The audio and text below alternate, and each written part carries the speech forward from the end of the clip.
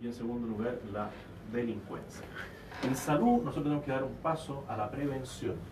Tenemos que ver que la atención primaria, los consultorios, puedan resolver algunas cosas que hoy día no resuelven. Una buena idea que se dio en el gobierno de Michelle Bachelet fue el tema de los SAT, los centros de resolución, ¿cierto? Y ahí nosotros podemos tomar exámenes, podemos tomar radiografías, podemos alivianarle un poco la carga a los hospitales, lo que hace un poco el SAPU respecto al consultorio. Bueno, eso requiere más inversión, que se hace a través de los municipios, a través del per cápita. Si usted empieza a mejorar la condición de atención primaria, va a descongestionar en gran medida las urgencias de los hospitales donde está el verdadero atochamiento. ¿Y por qué se produce? Usted puede ver las urgencias de los hospitales, que los fines de semana están bastante vacías, dentro de la demanda que hay en la semana, y el lunes a partir de las 8:30, 9, colapsan las urgencias. Porque la gente está esperando ir a la urgencia para que lo vea un médico. Bueno, agreguémosle las listas de espera, agreguémosle que muchos profesionales médicos también hacen sus propias listas y unas cosas las operan en los hospitales, otras cosas las operan en el mundo privado. Entonces hay que empezar a sincerarlo. En los hospitales, por ejemplo, hay entre un 5 y un 10% de las camas hospitalarias que se ocupan con personas que ya están sanas, entre comillas, pero que no tienen a alguien que los vaya a buscar. Son personas indigentes, muchas veces abandonadas, que ocupan el hospital en el sentido de que no hay una manera de proveerles habitación, alimentación razonable, y se quedan ahí, que es lo que hay que hacer, es lo humano, pero ahí uno puede avanzar, puede descongestionar eso. El tema de los insumos médicos, claramente los hospitales están endeudados y no se ha hecho, como decís, ¿saben qué más? De aquí para adelante hacemos borrón y cuenta nueva, paguemos todo lo que debemos y generemos una nueva manera de proveer los medicamentos o los insumos médicos a los hospitales, generando un stock que se pueda controlar. No hay gestión en los hospitales, no hay gestión en los servicios de salud muchas veces. Pero uno hace el control y el otro es la gestión. Porque yo puedo tener 20 ambulancias, pero si tengo 4 en Pana o tengo 20 ambulancias y las reparto por todas partes, bueno, no hay gestión, tengo que administrar los recursos que tengo. Y eso es lo que ha faltado en muchas partes del país. Lo primero en delincuencia es devolverle la autoridad a Carabineros e Investigaciones de Chile y reconocer la labor que hace Gendarmería. Respeto. Primero el respeto. La persona que insulta, que agrede, que le levanta la voz a un carabinero tiene que irse con una sanción. Lo que sucedió con Catalina Pulido, por ejemplo, que ella decidió que no iba a usar cinturón de seguridad y cuando el carabinero la fiscaliza, lo agrede, lo insulta y queda todo firmado, tiene un final feliz desde mi punto de vista, porque a ella la despiden de su trabajo. Un comunicador social no puede insultar y denigrar a un carabinero. Y la sanción del medio de comunicación fue la que debería tener también la justicia en algunos casos o la administración pública de defensa a la autoridad de Carabineros, porque es la institución que entre todos decidimos que iba a ser la que tenía el uso de la fuerza y de las armas. Si yo le falto el respeto a los carabineros, después no pido que nadie pida que los defienda. Nosotros tenemos que estar del lado del carabinero. Muchas veces se producen conatos en la calle por el comercio ilegal. Bueno, la ciudadanía tiene que estar de parte de los carabineros si el carabinero está poniendo orden. Y la autoridad municipal o administrativa tiene que velar porque esas personas que ejercen el comercio ilegal tengan una vía alternativa para ejercer su actividad.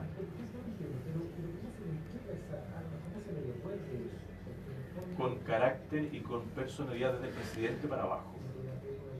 No sé, aquí las leyes no nos van a sacar del problema, porque podemos dictar 1000 leyes y el dicho popular es echa la ley, echa la trampa.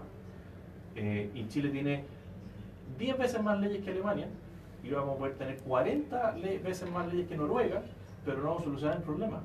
Porque, claro, entonces no tiene fin. Lo primero que tiene que hacer el presidente es dar una señal clara. Y lo que yo he planteado desde la campaña presidencial es que los comités políticos de los días lunes se reemplacen por el Comité de Seguridad Ciudadana.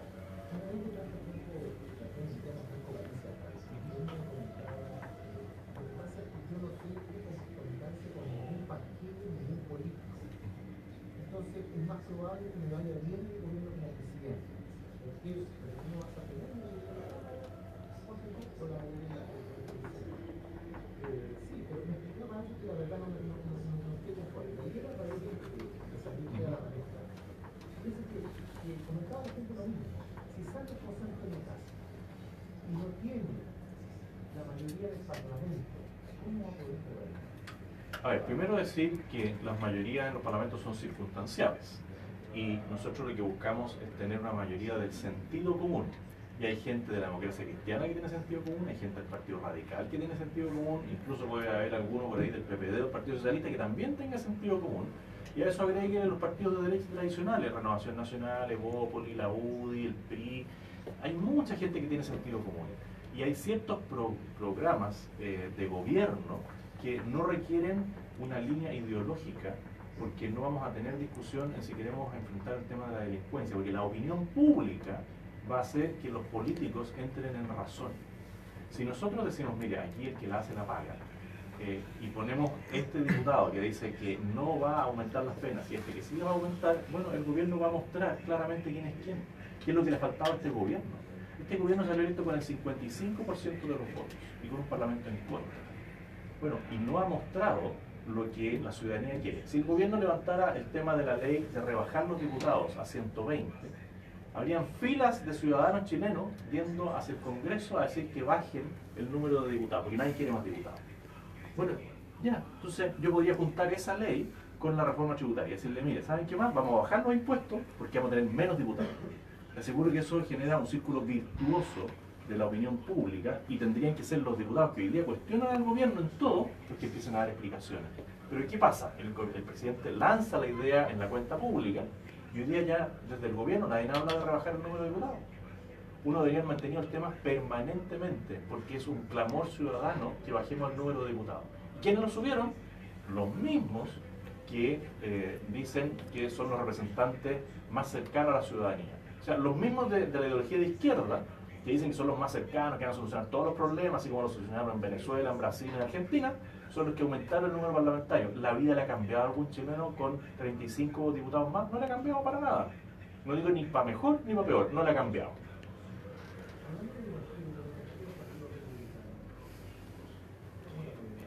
Nosotros hablamos de doctrina, porque actuamos en base a la razón. Nosotros podemos entender que hay ciertas situaciones que requieren un cambio en ciertas cosas que no sean los principios fundamentales y básicos que nosotros defendemos, que es la defensa de la vida, la conformación de la familia, la propiedad privada, pero nosotros podemos debatir si es mejor tener más o menos impuestos. Nosotros defendemos la baja de impuestos. Podemos debatir si el Estado tiene que ser grande o chico. Nosotros debatimos respecto del Estado pequeño. Pero nosotros no caemos en la sin razón que es la ideología. La ideología puede decir que algo que es blanco es negro, y todos dicen, no, es negro, es negro, es negro. Eso es la ideología. La ideología ha llevado a países ricos como Venezuela a ser destruidos en base a una idea. La ideología ha sido capaz de matar a miles de personas con tal de convencer a la ciudadanía de que esa idea tiene razón. Y no han llegado a ningún país desarrollado ni a ningún modelo de mejor calidad de vida en esos países basados en la ideología. ¿Qué dice el Partido Republicano? Nosotros nos interesa un Estado pequeño, eficiente,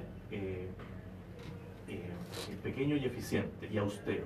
Decimos, nosotros respetamos la propiedad privada, nosotros respetamos la dignidad de la persona, nosotros creemos en la familia constituida entre un hombre y una mujer, nosotros creemos en el respeto a la autoridad, creemos en el mérito. Son principios básicos que ponemos frente a la ciudadanía y somos capaces de defenderlos.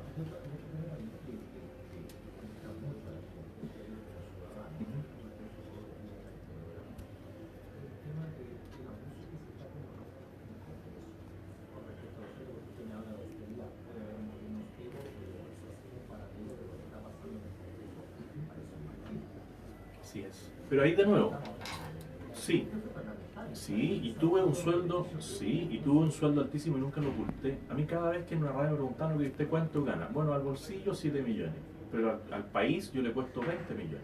Eso es lo que más o menos le cuesta un parlamentario, entre el personal de apoyo, los viáticos, o sea, cada parlamentario mínimo le sale al país 20 millones. Al diputado le pueden llegar los 7, que ya es un monto muy alto. Pero lo increíble es que aquí algunos parlamentarios dicen, rebajémosle la dieta a los diputados a la mitad. Puede ser, pero entonces ¿por qué aumentaron en 35? Porque el aumento de 35 a 20 millones por cada uno es mucho más que rebajarle la dieta al parlamentario de 7 a 13,5. Entonces, de nuevo, predica y no practica. O sea, generan una política pública de entusiasmo a la gente, vamos a bajar la dieta a los diputados, pero por el otro lado aumentaron el número de parlamentarios, que es un costo mayor. Entonces, si vamos a hablar de austeridad, primero bajemos la cantidad de diputados. ¿Qué genera más artimaña para poder llegar a completar los 7 millones? Se da esa situación, Y hay países vecinos donde uno dice, oye, pero este diputado gana menos, pero tiene una casa más grande, tiene un auto más grande. Algo pasa en otros países que se compensan las situaciones. Yo no digo que no sea un sueldo alto, sí es un sueldo alto. ¿Se puede estudiar la baja? Se puede estudiar. Pero primero, rebajemos el número de diputados. ¿Se puede gobernar con la corrupción de la mano? Porque para libre, el tema de los carabineros, si la realidad se la tranquilidad y sigue el tema de los militares. Entonces, estamos hablando que no tiene que ver con los gobiernos. Seguramente, si usted llegase a ser presidente y se encuentra con estas situaciones, ¿cuál sería su primera medida o reacción a la? A ver, lo primero es decir que nadie puede decir que va a terminar con la delincuencia, que va a terminar con la corrupción, porque hay distintos grados de corrupción y lo vemos nosotros mismos en nuestro entorno. Cuando uno baja en su computador un programa pirata, por algo se llama programa pirata, y no paga los derechos por ese programa, uno está cometiendo algún grado de corrupción, quizás menor que el que se queda con la licitación pública. Por eso, lo que pasa es que uno tiene que siempre también verse uno mismo para entrar a criticar a otros. Y la alta corrupción hay que enfrentarla. Nosotros tenemos que enfrentar la corrupción, sí. Con cárcel, sí. Nosotros tenemos que enfrentar la corrupción en la política, la narcopolítica, que también hoy día es un tema, con fuerza. Y si hay corrupción, nosotros tenemos que buscar las medidas para que la persona corrupta, aquella persona que recibió prebendas por alguna acción que realizó, no vuelva a ser electo nunca más. En Chile se da la condición, por ejemplo, de que haya alcaldes que no pueden ser reelectos alcaldes porque lo sancionó la Contraloría, la Fiscalía, pero hoy día son diputados. Porque la sanción que se le aplicó por la corrupción municipal era para la municipal, no para la alcaldía. Entonces usted tiene parlamentarios hoy día que fueron alcaldes, que son diputados, pero que no pueden volver a ser alcaldes. ¿Está de acuerdo con, por ejemplo, los militares tienen que cuidar la frontera y ayudar, digamos, a la policía, como lo dijo Sebastián Piñera? Sí, y yo iría un paso más allá. Yo creo que las fuerzas militares, en la medida que se hagan bien las cosas, esto no es una competencia de votos. Esto no es para decir, yo me quiero congraciar con un grupo de chilenos y voy a decir, voy a sacar a los militares a la frontera. No, no. Esto tiene que ser políticas organizadas. El Plan Frontera Norte ya incluía el despliegue de ciertos ejercicios militares en las fronteras para entrenar a los militares, porque si usted va a entrar en algún proceso de conflicto, el militar no puede llegar de Santiago y decir, mira, y esto era el desierto, y esto es el altiplano. El militar tiene que conocer la situación. Bueno, usted puede realizar ese tipo de ejercicios y dentro del ejercicio usted le puede pasar información a las policías. Las Fuerzas Armadas, ya sea la FACH, la Armada... Es que no, hoy día hay un problema legal interno, de nuevo las leyes, que no permiten compartir información entre distintas ramas de las Fuerzas Armadas y de orden. Por eso hay que hacerle un cambio radical a, por ejemplo, la ley antiterrorista, que es un tema planteado y que el Congreso le hace el quite. Entonces tenemos el senador Arboe, que hoy día levanta el tema del matrimonio homosexual, pero no levanta el tema del Sename, no levanta el tema de la ley antiterrorista. Entonces fijan prioridades políticas y no sociales o ciudadanas. Nosotros tenemos que lograr una mayor conexión y trabajo en conjunto entre las Fuerzas Armadas y los Carabineros. Las Fuerzas Armadas tienen hoy día detectores nocturnos de calor. Los Carabineros no todos tienen. Entonces, ¿por qué no vamos a utilizar las herramientas que están en las Fuerzas Armadas y le traspasamos la información a Carabineros y le dice, mire, yo con este lente de calor detecto que hay personas, vaya usted y deténgalo?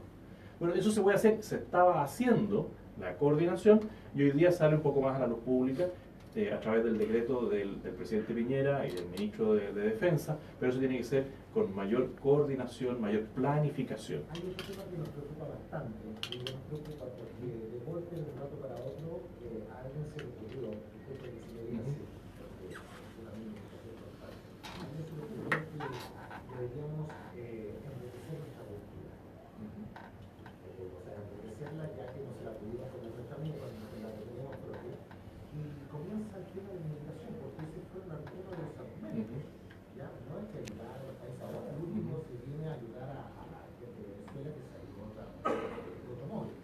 Pero, ¿qué pasa con la inmigración? ¿Cuál es su postura de la inmigración? De esta entrada, digamos, de salida de todos los personas que vienen de cualquier país y la puerta abierta básicamente. Bueno, primero decir que yo... Sí, Primero, si yo soy hijo de inmigrante, entonces yo no tengo una aproximación negativa a la migración.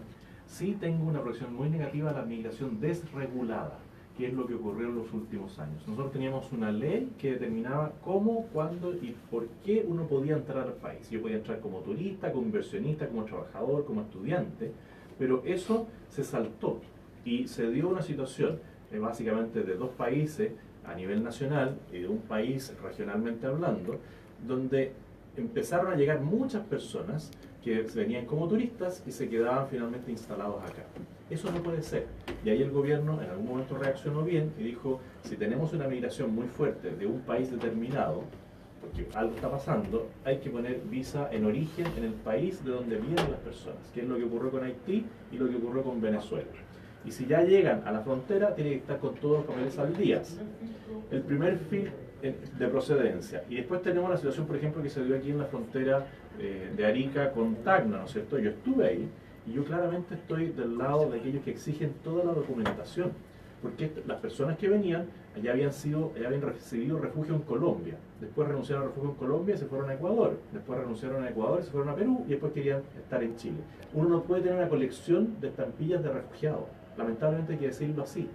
Si viene a Chile, tiene que acreditar a qué es lo que viene, cómo viene, en qué condiciones, si tiene los recursos para instalarse en Chile, porque nosotros primero tenemos que solucionar los problemas más básicos a nuestros compatriotas, que ya son chilenos y también inmigrantes. Pero si crecemos de 18 millones a 20 millones en un año, vamos a colapsar en salud, en educación, en seguridad, en vivienda. Bueno, sí. En base a eso, por ejemplo, el famoso campamento. No podemos buscar una casa porque no calificamos en ningún lado, sobre todo en la región de Antofagasta, que es tremendamente caro, no es la misma calidad que la ciudad. No, porque no tiene superficie de terreno plano para construir. Es una locura. Por lo tanto, usted me saque por qué llegan inmigrantes o extranjeros y como que vienen nacionales les da permiso, porque no niegan, pero tampoco hacen nada por cuidar y eliminar los campamentos. Gente que llega con casa, no paga arriendo, versus los que sí pagamos arriendo, los jardines infantiles que se le da prioridad, una vez me la empieza a en rojo acá y no es importante, pero el programa ¿y dónde está sentado usted? Sí, se le dio prioridad a los inmigrantes para que inscribieran en los jardines infantiles de la corporación. Sí, lo que pasa es cuando usted tiene una situación desbordada, porque no aplicó la ley original, que era la ley de inmigración, tiene un problema real en el país. El tema de los jardines infantiles se entiende cuando yo traigo personas del extranjero, los dejo entrar, no tienen redes familiares y para que ellos puedan trabajar yo tengo que hacerme cargo de sus hijos. El chileno, y esto cuesta explicarlo, pero alguien que se ha criado aquí, que tiene redes sociales, redes familiares, va a tener una opción de dejar a su hijo con alguien al cuidado que el extranjero no tiene. Si yo al extranjero no le permito trabajar, la pobreza va a crecer de una manera desproporcionada. El control de niños sanos, ¿por qué tengo que darle prioridad? Porque nosotros en Chile hemos logrado un nivel de salud, que puede ser para los chilenos precarios, pero que nos ha librado de ciertas enfermedades, porque en Chile se lleva el control del niño sano. Yo soy padre de 9. Las veces que se nos olvidaba llevar a un niño a vacunarlo, venían del consultorio a la casa a decirnos aquí adentro hay un niño que no ha sido vacunado. Bueno, eso no se da en otros países y por eso cuando se desborda la situación de la inmigración, la autoridad nacional tiene que hacerse cargo. O sea, es que primero no, es que es difícil. A ver, lo que pasa es que las personas que ya tienen residencia en Chile, que llevan 5 años radicados, al final tienen las mismas condiciones que los chilenos. El problema, de nuevo, lo generó la ideología de izquierda. Porque no, sí, estoy de acuerdo. No, yo no estoy diciendo, sí, lo que pasa es que tenemos que buscar una política que armonice la entrega de viviendas a más personas, porque de un tiempo a la fecha los campamentos que se habían ido achicando volvieron a crecer. Entonces, si vemos la situación del norte de Chile, dentro de las urgencias sociales que mencionamos está la salud, la delincuencia, pero en segundo o tercer lugar aparece la vivienda. Claramente el norte de Chile, Arica, Iquique, Antofagasta, Alto Hospicio, tienen una situación habitacional distinta al resto del país. Y ahí se requiere un plan país. Y el país tiene que decir, mire, aquí tenemos una situación que no vamos a resolver porque no podemos decirle a todos los extranjeros váyanse, porque ya están instalados, tienen relaciones familiares, ya están acá. Entonces busquemos una alternativa racional, no como la que se creó en su momento en Alto Hospicio. Cuando partió Alto Hospicio, eran las casas de cartón, ¿no es cierto? Y que después se generó una comuna ahí. Bueno, nosotros podríamos generar, no sé, en el sector de La Negra o en algún sector más alto, una condición habitacional. Bueno, entonces para la salida para Calama, bueno, me equivoqué de lugar. Ya, bueno, me equivoqué. Pero bueno, bueno, ese es otro problema que hay que enfrentar, ya, pero en algún lugar más arriba, pero para generar el lugar más arriba, primero tenemos que generar las condiciones de alcantarillado, de agua potable, de electricidad y transporte público, porque lo que no puedo hacer es generar una ciudad satélite sin tener los requisitos básicos para que la gente pueda vivir en una condición aceptable en ese lugar, pero eso es un plan país. Estamos en un orden de los que están acá en ese otro lado, Sí. y de repente te agradezco mucho que haya venido acá, pero quiero que nos prometa en la próxima vez en Antofagasta venga a la radio, o por lo menos para que hagamos un ejercicio con la misma gente. Ni un problema. Interesante, siempre todo en el marco de respeto, lo pude conocer un poquito más, tengo una cantidad, se me ocurre una cantidad, la verdad que me preguntas que la verdad que me gustaría que me las contestara, pero en el menor tiempo no puedo. Santo Nicolás, muchas gracias por haber estado con nosotros esta mañana. Muchas gracias a ustedes por esta posibilidad de diálogo, que son diálogos constructivos, así que se agradece. Muchas gracias. Sí, de todas maneras, pactado. Nosotros nos vamos, gente.